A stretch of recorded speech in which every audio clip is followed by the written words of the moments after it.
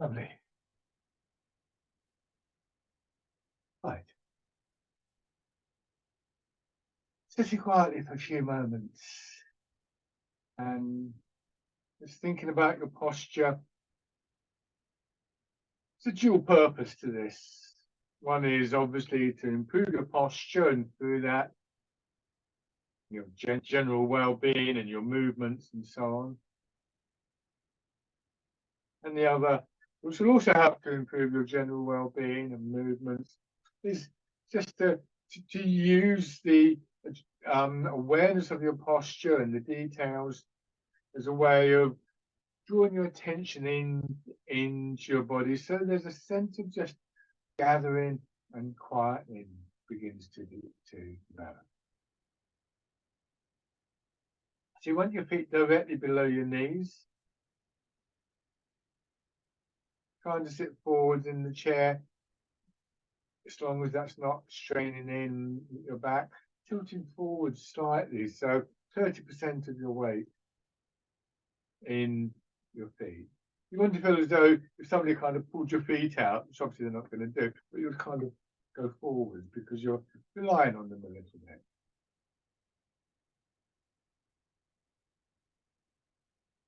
So as you do this, at the same time, there should be a sense of your hips dropping back. But I show you from the side, this is going to be really exaggerated. But I go to there, I think I can show, but you can just see if I put my hand here, you can see my hand, see how it's moving. This really is very, very exaggerated, by the way.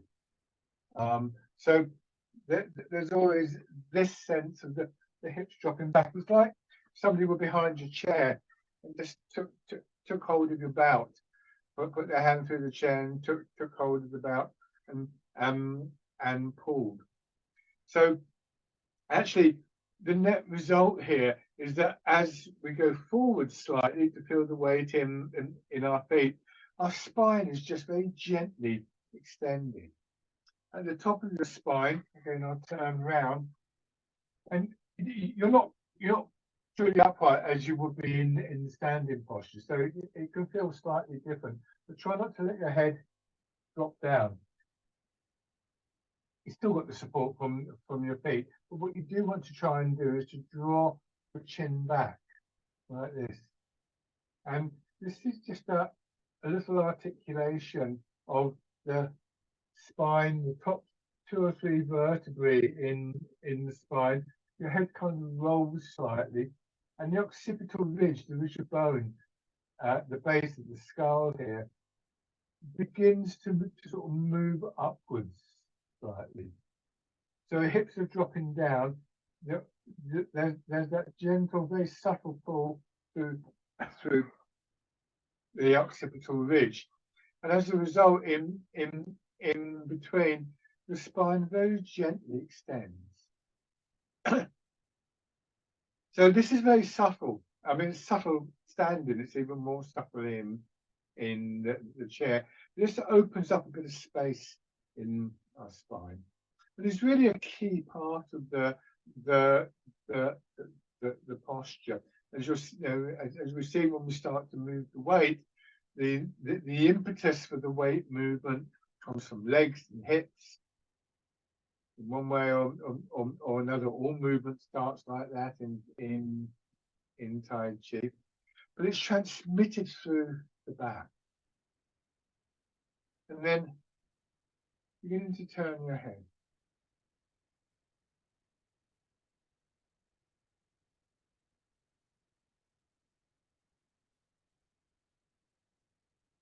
So if I said to you, sit up straight, probably what you would do, and this is what most of us would do, is just kind of you kind of pull yourself up, and then a couple of minutes later you'd go, oh, it's too much like hard work.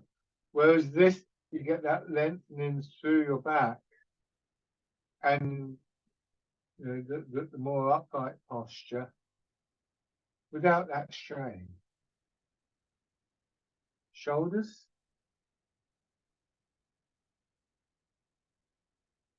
Going up through the middle of your spine, You've got the central nervous system, so obviously that's important. You've got some major blood vessels in and around your spine. You've also got the root of one of the key energy channels in Chinese medicine, governor meridian, this is sometimes referred to, translated as.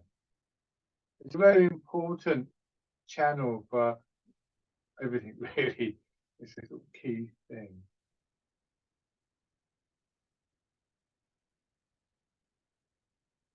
Hands down to your sides. So that awareness of our posture that I was talking about comes into a very sort of subtle level. And we notice more and more that the small changes in patterns of movement, in structure, and just begin to appreciate their significance. You see, I just moved slightly. You're not stuck in position. The position that may have been comfortable 5 minutes ago may become uncomfortable as you're there. So be prepared to move around a little bit, keeping the principles. Weight sinking, a bit of weight supported by your feet and so on. And then winding around. Rotating in your shoulders.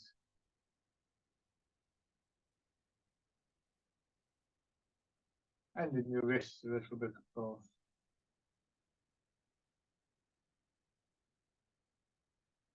And back the other way.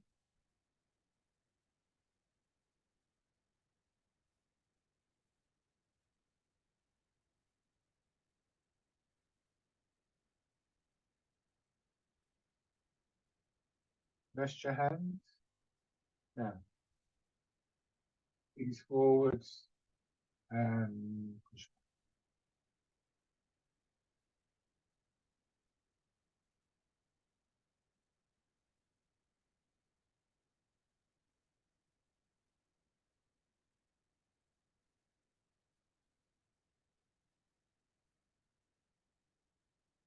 So as you go forwards, that sense of extension or lengthening through your spine is increased because essentially your head is moving a little bit further away from your hips and your hips are still pulling back. So we start to get this very pulsing quality of movement, of energy in our spine. Though it also feels almost as though your spine and your back are being very gently massaged. It's not a sort of abrupt movement or anything. It's also useful to be aware of that pull in your hips, that tendency of the hips to go back, because that's such a key part of particularly the standing and the stability that we actually get. I mean, essentially, as your head goes forwards, it's your hips sinking back that stop you falling out of the chair. If my head goes forwards and my hips go forwards, this is what will happen. And of course, that's how we stand. And standing, you'll see later, it's the hips dropping back that are a really useful focal point to maintain our stability.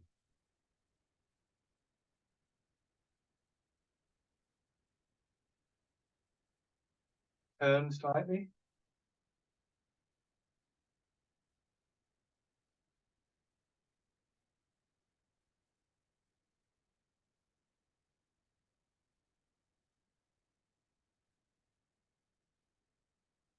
And then in the other direction. Essentially, your hips drop back because of this quality of releasing that I've talked about before. So you don't have to push them back or anything like that because gravity's working on them. Gravity's working on your whole body. And then circling around. So I'm kind of using the hips as a key point of focus. Because if your hips drop, then lots of other things will drop with them. You could think of the whole pelvis dropping, if you like.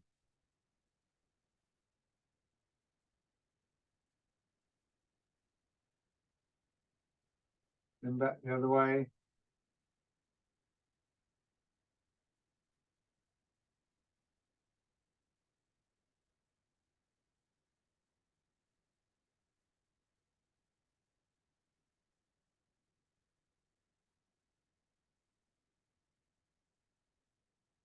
and then come back to the center and step out, heel and then toes, push gently into the floor.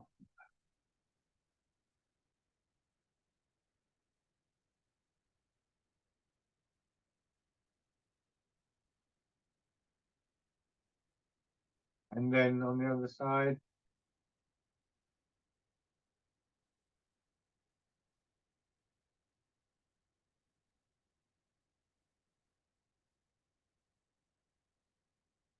And just going back to the hips for a moment before we get into the main set of exercises. When we do these things standing, it's very easy to make an assumption that rooting down and the dropping of our center of gravity is serviced by our knees bending.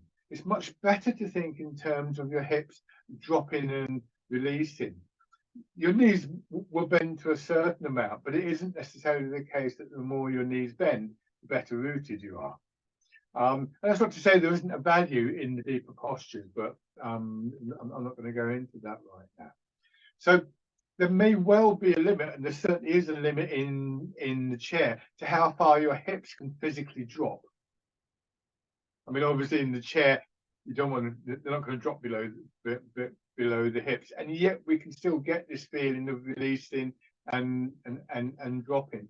So two things to consider, and this is something that is going to be really useful standing as well. One is the classic image for me now of releasing, and what it feels like is the transition from this. I hold my hand up. You can try this if you like. I roll my fingers into a fist and I squeeze tight. And I feel the tension going all the way up through the arm. It's really uncomfortable. I could just relax, but that just means I lose the structure completely. Or I could turn it into a hollow. I can now get a finger down the middle of that fist, or I could look through it. So there's a space inside the fist, and I've lost much of that tightness and stiffness through the rest of my arm.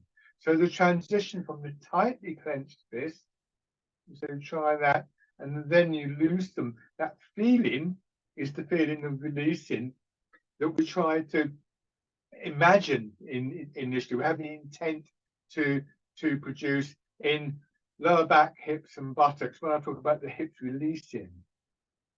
The other thing we can do, and this is more directed at that area, is do this very carefully. Just very gently tighten up around your hips and lower back and buttocks. Just really sort of squeeze in and then release.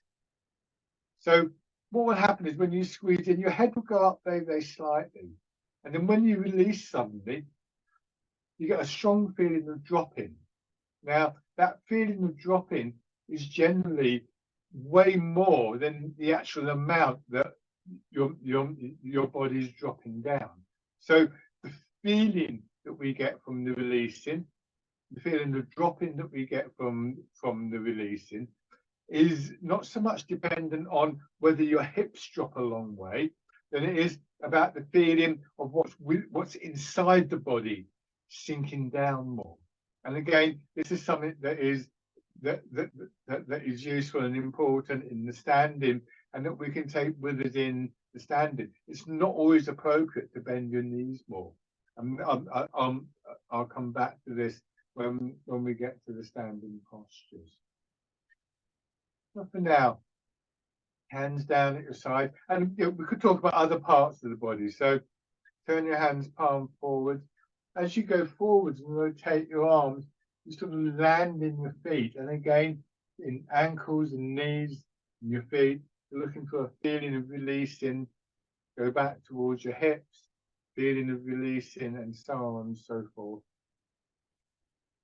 So that releasing feeling starts to become very much a natural part of how we move.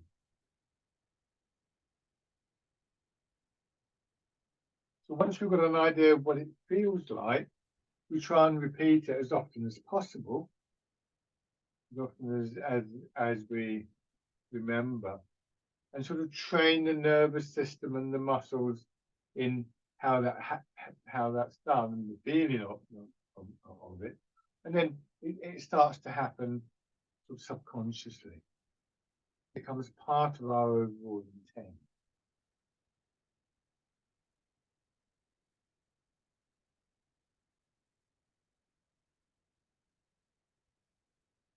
And change into fisherman cast the net. That can also be applied. I mean, it's really useful to apply it to hips, you know, from the point of view of how we bring ourselves back to the hips and stability and so on and so forth. They really are a key area. But maybe we can also get that feeling of releasing up to our back and spine, into our shoulders and down into our arms. So that the next thing to notice really is that I sort of come back, I release again, I'm exaggerating, I get the sense of sinking down, and then the sinking down is followed by a surge upwards.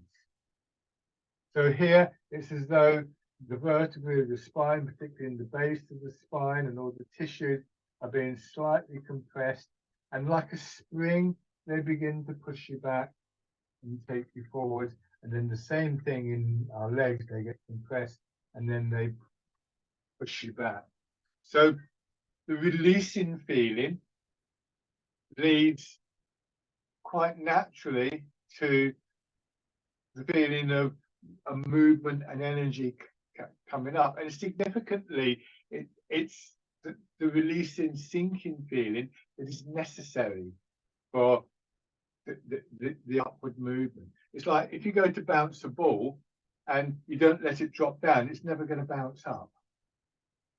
So this is why one of the reasons why there's so much emphasis on these yielding qualities in Tai Chi, because really they're an easy way to start the movement, because gravity is doing the work for you. So you don't think, well, I've got to go forward. You sink down. Oh, thanks very much. I've now got a movement that I can work with.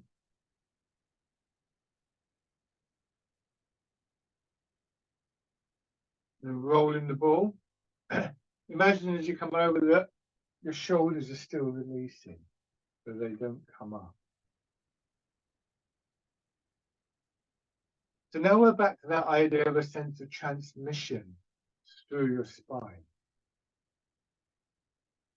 Remember, by dropping your hips, by pulling your chin in, you're making the curves in your spine much more shallow, and so much more likely that a push from below will be transmitted without blockage through your spine and your back.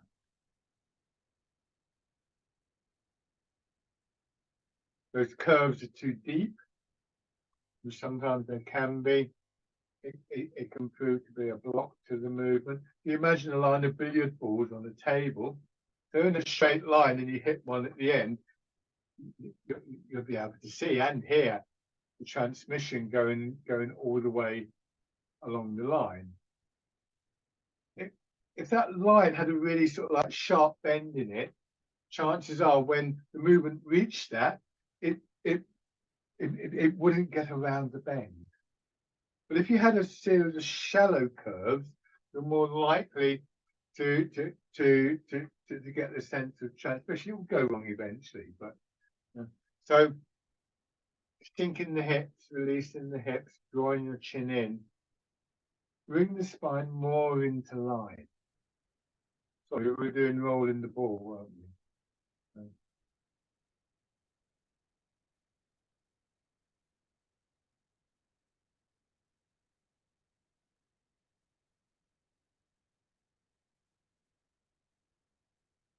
So these are considerations, particularly for the earlier movements.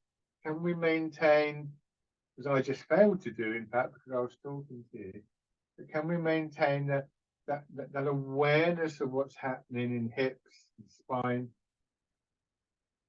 as part of the background to these arts?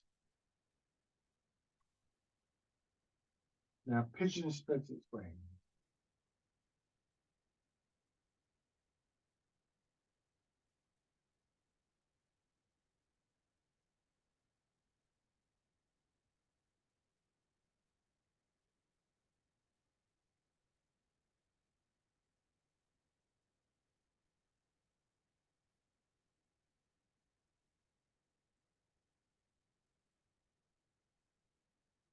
that thing about the hips sinking, chin pulling in. You have one of those days, or maybe you get up in the morning and don't feel as though you've had enough sleep and you're just a bit tired.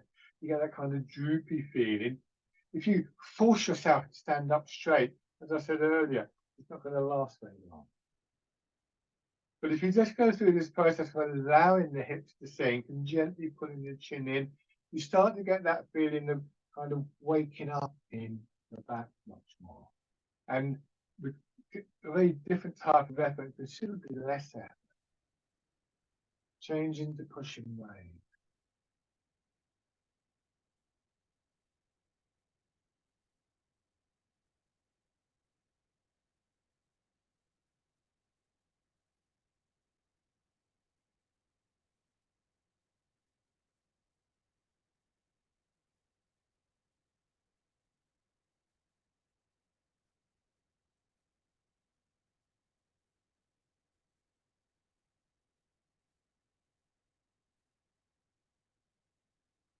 One more time.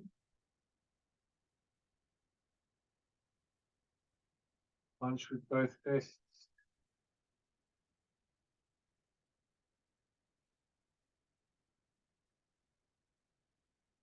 Another thing we can add in to what I was just talking about is the visualization, really, called the inner orbit or the microcosmic orbit, where the energy is said to follow that meridian that I mentioned up the spine.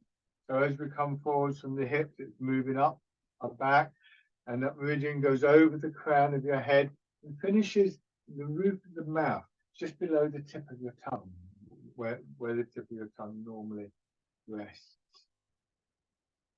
From that point down through the middle of your body, down through the sternum, through the navel, and back to the base of the torso, comes the partner meridian to that first one, called the conception vessel. So you've got the governor, and then, in a way, the kind of gatherer, you could say. And collectively, they're referred to as the inner orbit or the microcosmic orbit. I find that as a visualization in conjunction with these movements is really quite useful. Turning your hands out.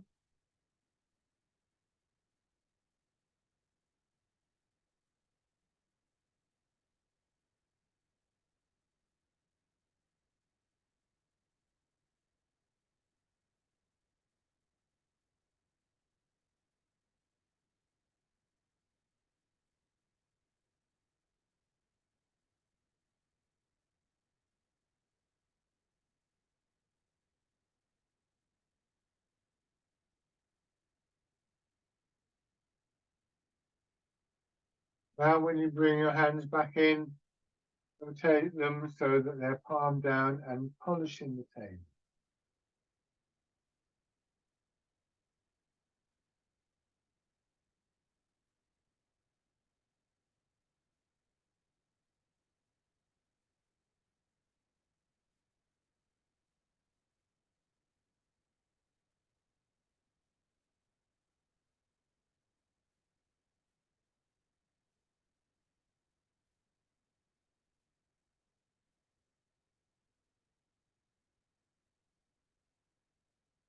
One more time to each side.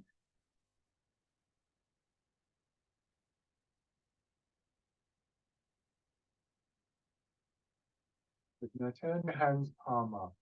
And now with an equal push down through feet and hips, meeting in the middle, lengthening, contracting through your back. Arms following the movement as though they're resting on a rising and then descending wave.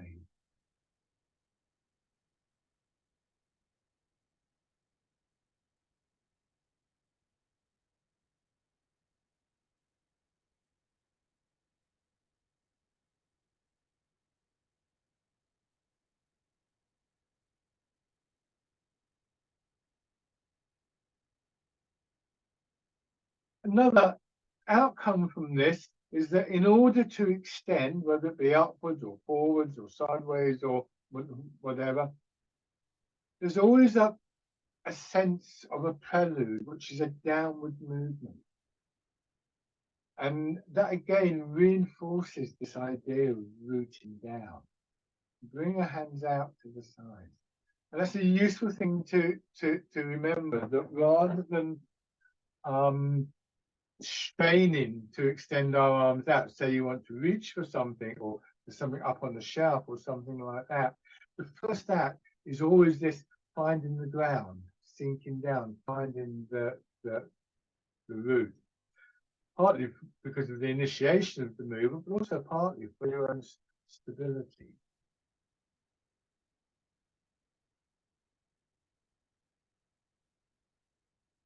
And then parting the clouds.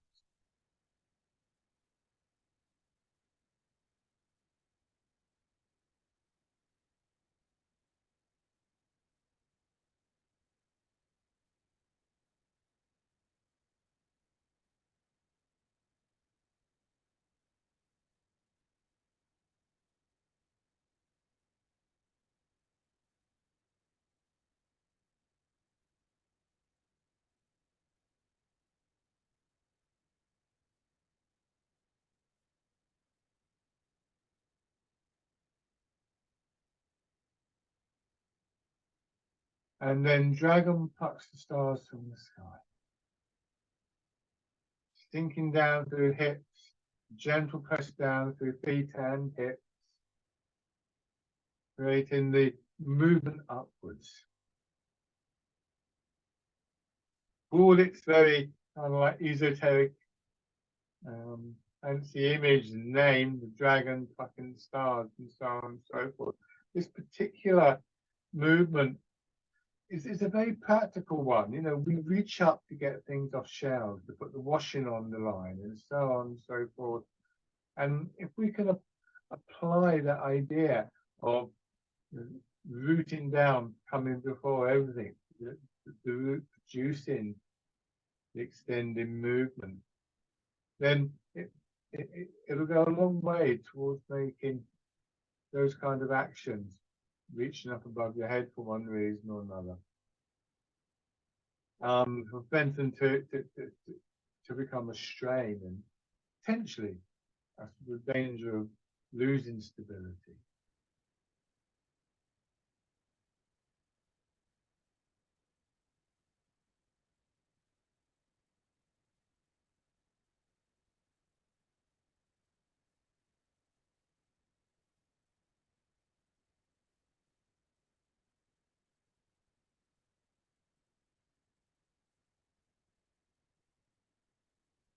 And bring your hands around, resting on your lap, and then pushing up.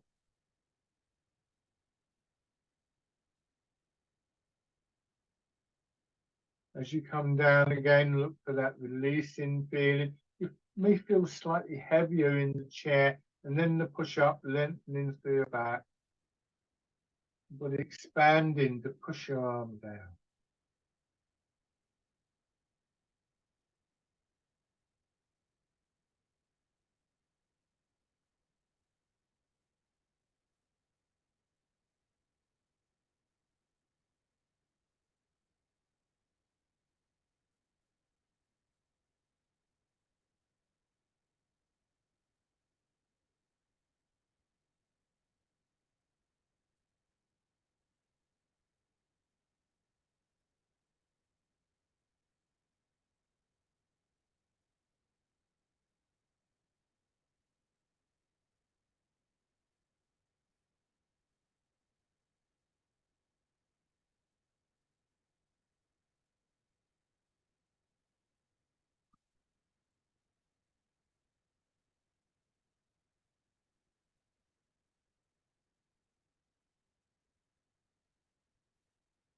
Yeah.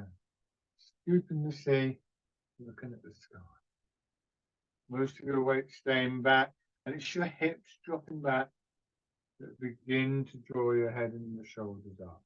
So a smooth, fluid, massaging quality of movement in the spine, the shoulders, and your neck, both when you go forwards, but also when you come back.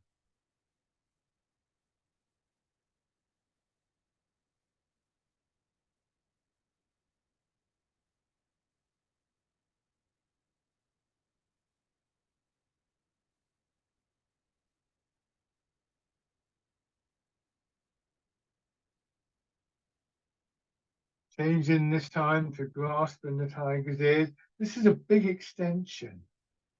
And we really don't want this to be a struggle. We don't want the weight of our arms to kind of be pulling us forward, but inevitably tense up in our back and neck.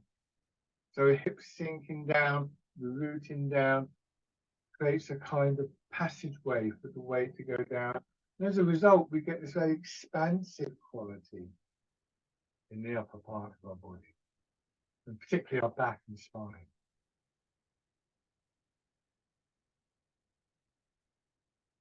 And then on the other side,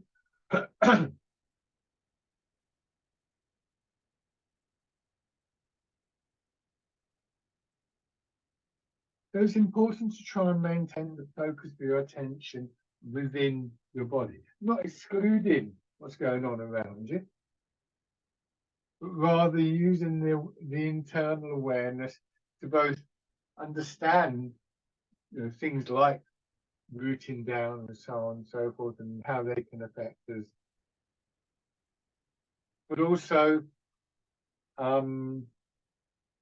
keeping that kind of sense of being very centered, very grounded in your attention, so that what is happening around you is less likely to sort of buffet you.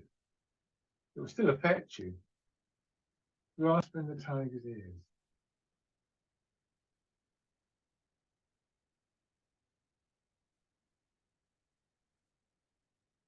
We literally become more centered, more grounded.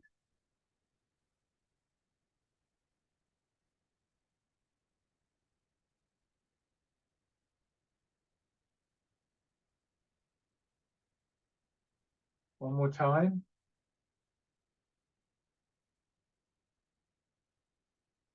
Bring your feet back and just go back to this rocking forwards and backwards very gently, not too far.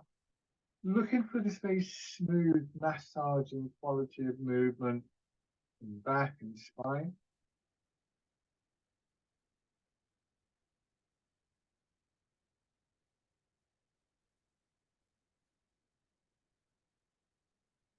Quality that you want to try and recognize and maintain in all the movements.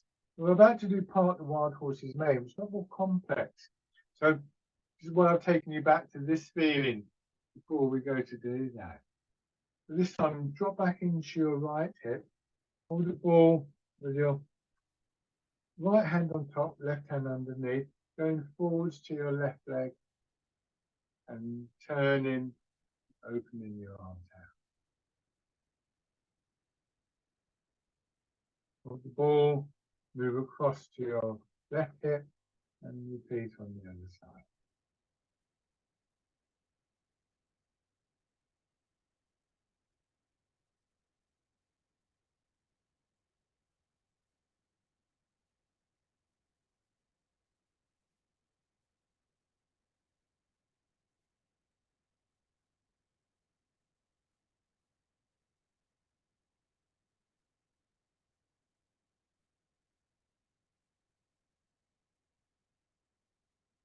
This time, come into your right hip and then step forward and out a little bit with your left foot.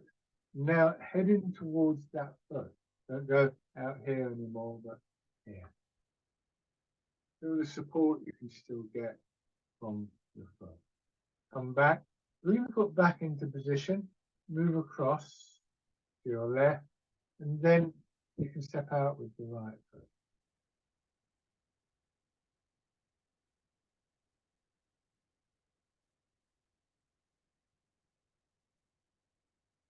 Requires a little bit more focus of attention. But here, as I go forwards, I want to maintain the integrity of the spine. But for no other reason than I want to be able to rotate around that.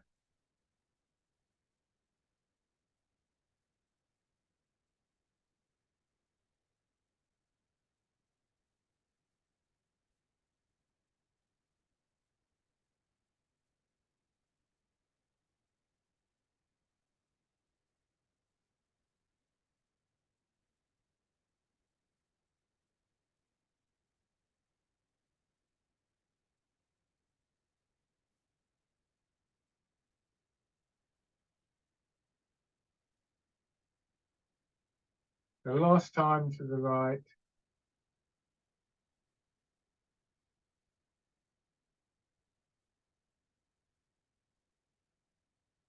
And then. So you may have gone wrong at times in that sequence. All of us do at some point, but you're still training yourself to observe what's going on and to have the to have the awareness to be able to do that in increasingly complex situations, and then bring in a quality of intent to help you, if you like, navigate those situations. We'll come back now to this basic position and rubbing your hands together.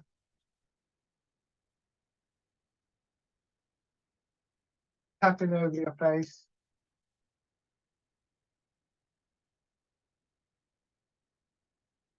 Over your head and neck. Down to one shoulder. And your arm. The other side.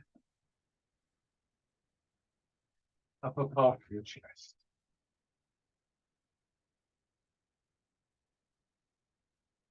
The belly. And the chest.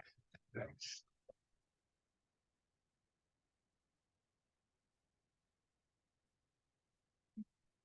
Pushing your heels up.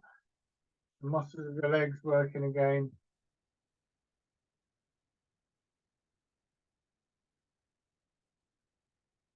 And then circling around.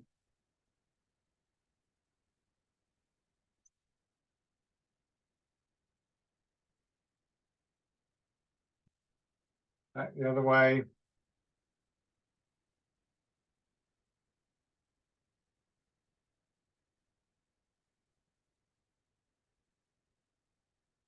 Okay. And then stand if you want to. Okay, so I'm going to move my chair out of the way, but as always, if it's helpful to have it there for support, then that's fine. Before we go into the exercises, I'm going to look again at this releasing of the hips. And this will happen in the chair, but I think it's probably easier to get a sense of what's going on, particularly in your spine, if we do it standing. It's quite technical. There is a technical side to this art, and it's useful to get some understanding from. Now then, as I stand here, I'm going to put my hands on my hips so that you can see what's happening. What I'm going to do, what I need to try and do, is to move my pelvis. We know that when the hips drop back, the pelvis tucks under, but it's a very subtle movement and a very natural movement. This is much more contrived, but in some ways more useful to feel what's going on. So this is what the pelvis is literally tilted, trying to keep your head still as much as possible. Just be careful of your lower back, which can be quite stiff. Now place one hand in the small of your back and do the same thing again. And see if you can feel what's happening in the small of your back.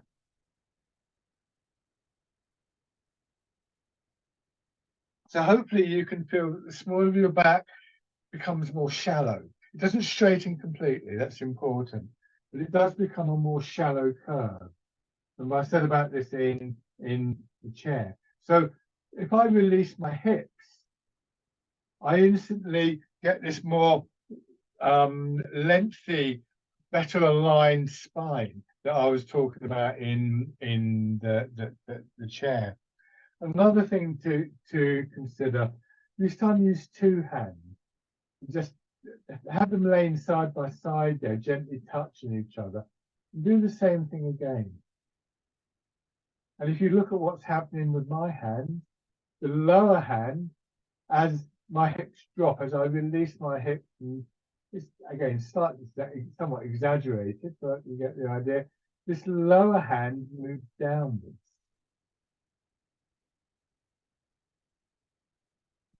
So by releasing the hips, you actually create the downward movement. So when we think of rooting down, we all too often think of really deep stances. And that can be a part of it. But it's not how it starts. The actual rooting down, this is what's really useful to us walking down the road and so on and so forth, is a barely visible movement. And it's actually not even something that we try to create. We just allow it to happen by releasing the hips, because as the hips release, so the pelvis drops. And so long as you've got to soften the knees, and there'll be a little curve in the knees, and we may then choose to follow that movement downwards. But actually, the rooting down is this. This is the position that we're trying to be comfortable in, because this is the one that when you have that little wobble, that's what you're going to do. You're not going to do sort of like go into a massive sort of very deep posture or something like that. It's got to happen in an instant, and it's just allowing the hips to drop, not making them drop. Gravity is already doing that. If I get a pen or pencil here, yeah, I don't have to sort of like force it downwards. All I have to do is open my fingers. I release my fingers, and the pencil drops, which makes it sound easier than it is, I realise. But it's a very useful idea to consider. So in the parallel stance, again, looking for that awareness of our hips or lower back, hips, buttocks in the sort of normal upright position. If you just hold your knees a little bit stiff, not tight, but then soften your knees and releasing your hips, and you instantly get this sense of dropping down. And then we may choose to follow that down further, which is what we're doing now, and pushing up. But then again, from here, hips release, we feel the movement downwards, and then we go down further, perhaps. And it can help with deepening the root, it can help with conditioning our legs, and various things like that. So I'm not saying that the end of the process is that simple releasing of hips. Well, not just hips, but that whole area. But it's certainly the start of the process. Bringing the hands around and pushing up and sinking down.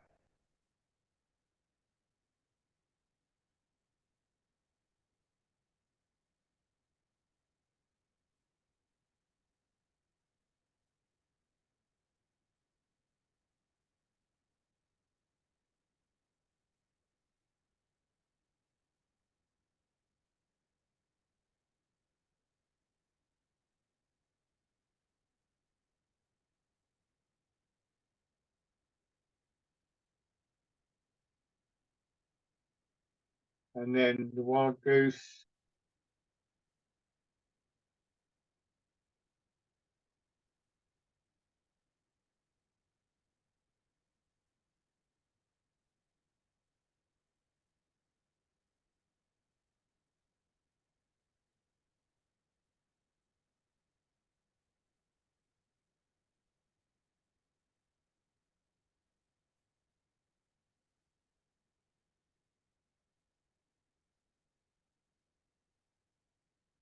And parting the hands.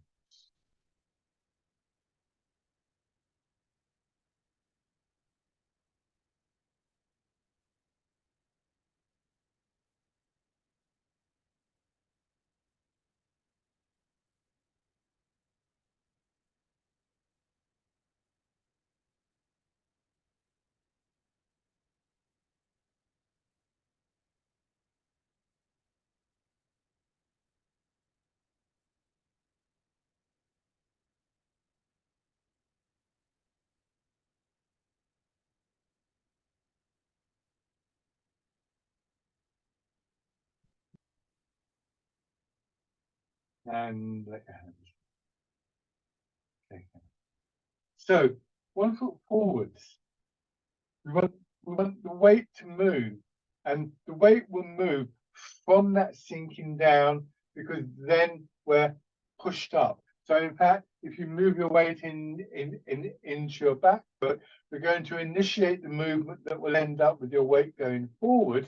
Once again, through that releasing feeling in the area of your hips, that takes you down, and then you go forward. Same thing in the front leg and back. If instead of the pencil, I had a ball and I dropped the ball down, it would have bounced up again. But it wouldn't bounce up unless I dropped it down first. So we get extra stability. We get the effects on spine and back. The lengthening and the energizing of the spine and back. And we also get the sort of, in a way, you could say, the starting point for each movement, the weight transfer in particular, through this process of releasing. The Chinese term is sung.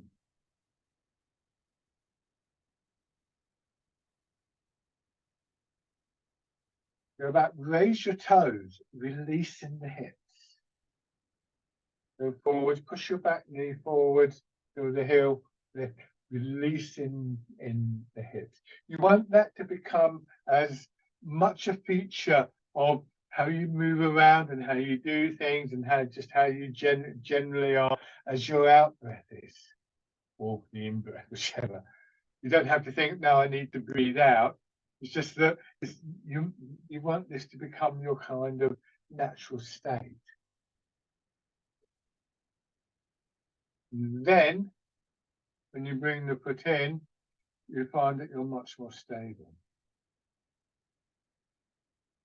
Aligned over the front leg, hips releasing, foot coming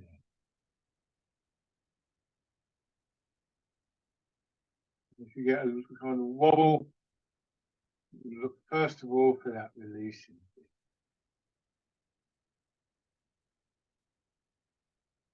Obviously, if you're standing on one leg, it's quite difficult to get that releasing feeling. It's an interesting challenge, but if you were walking down the road and you felt yourself slipping, you wouldn't think, oh, I'll stand on one leg and I'll be okay. You would use both legs. You'd use both feet. You try and put both feet down, and that makes the sort of releasing feeling in the hips come much more fluidly. And then put forwards and transfer your weight. But it has to be practiced.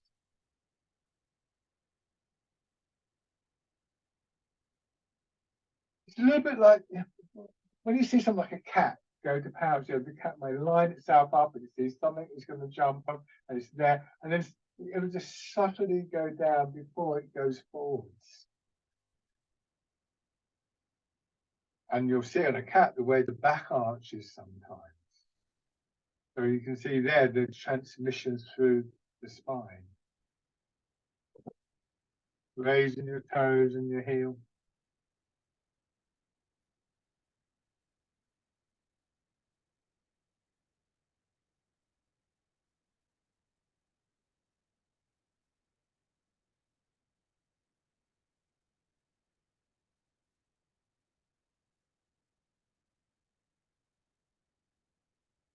Stepping in.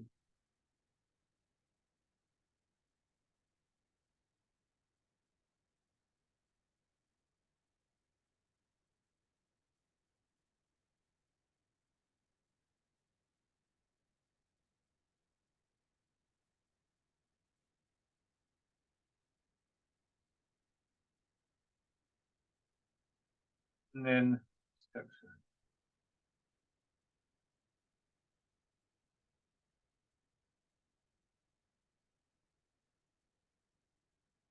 And there's, again, this fine detail that I'm going into is an encouragement for your attention to sink more deeply within the body, with that sense of stillness, of calmness, and then stepping back.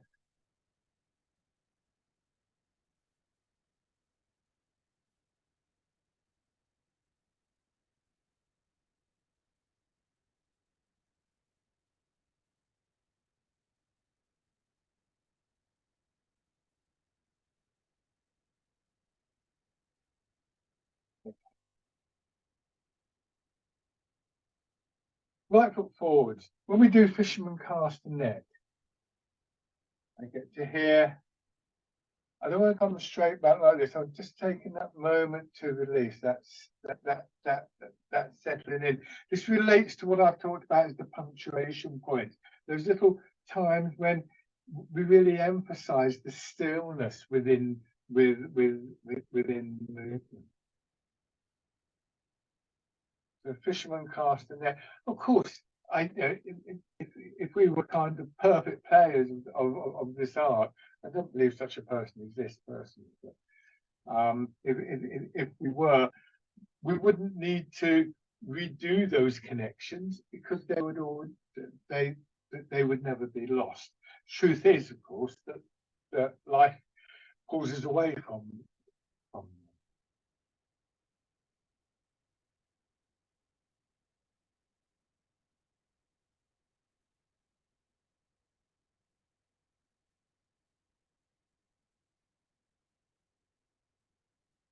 So now, going into your front foot, turn in your body, you're releasing in the hips. So when you release in the hip, you're producing that upward movement, and the expansion pushes your arms out, and we have wind blows the willows.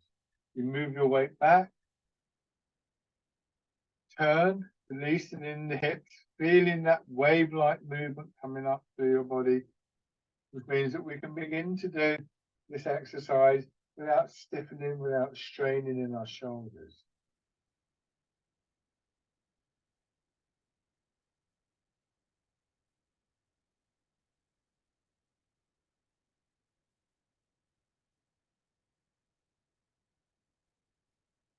And if we don't strain in our shoulders and our back, we get a more fluid movement and also more stable because we're not suddenly top heavy.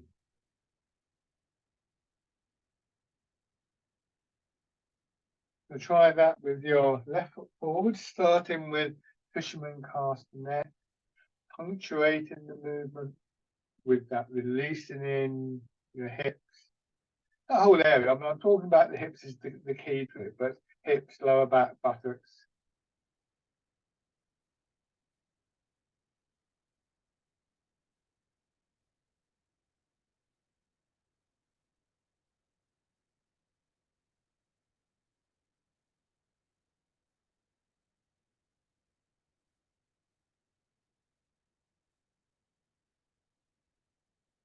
Coming forwards, and as you release, turning.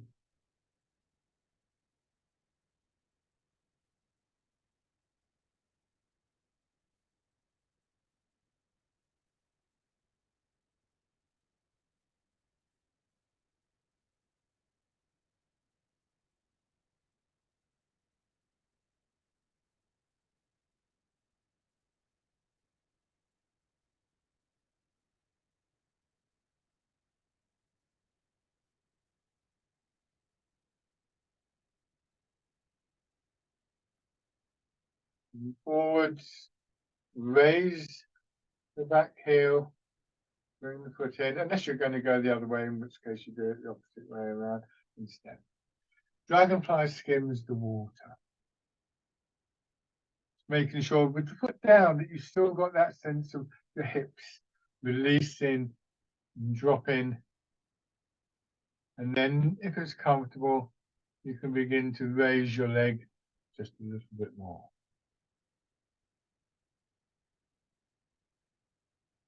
Aware of that downward movement to the lower back and hips.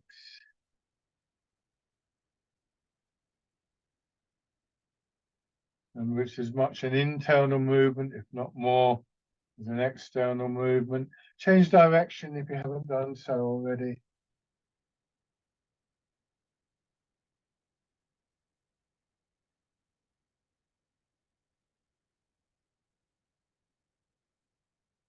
It's obviously quite challenging, but there's nothing wrong with the challenge. Don't get put off if you can't quite manage it. It's really the meeting of that challenge and how we do that that's the key here.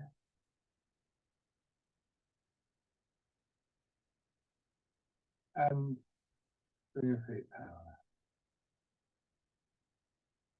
Good. So find your chair again. Notice as you go to sit in your chair, notice the feeling in your hips, lower back.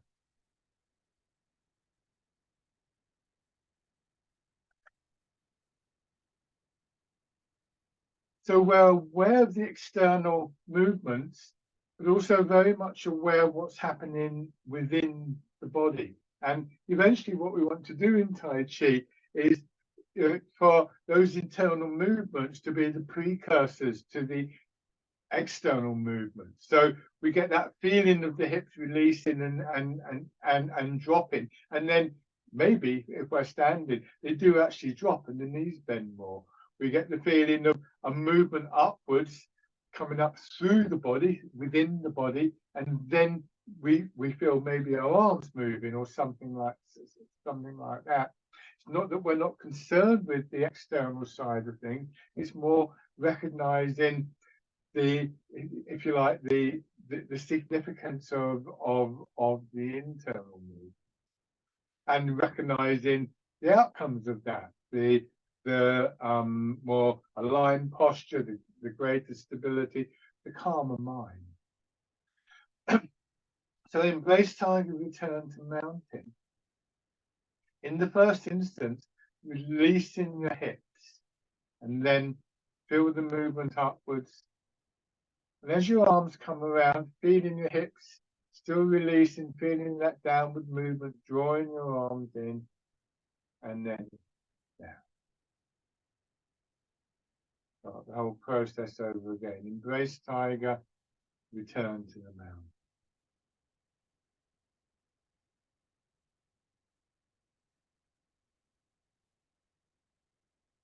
Notice as your arms extend, there's always going to be a point where it feels like you're about to strain.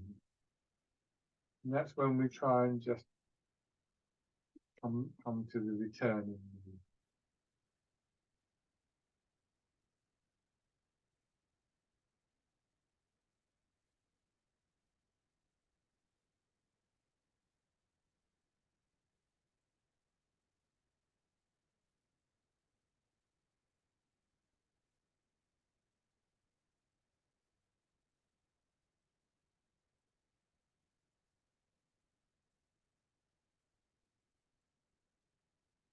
And let your hands go.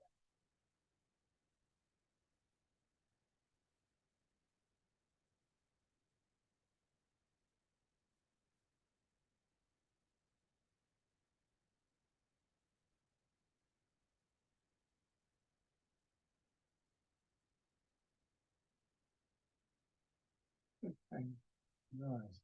Lovely. Thank you very much, everybody.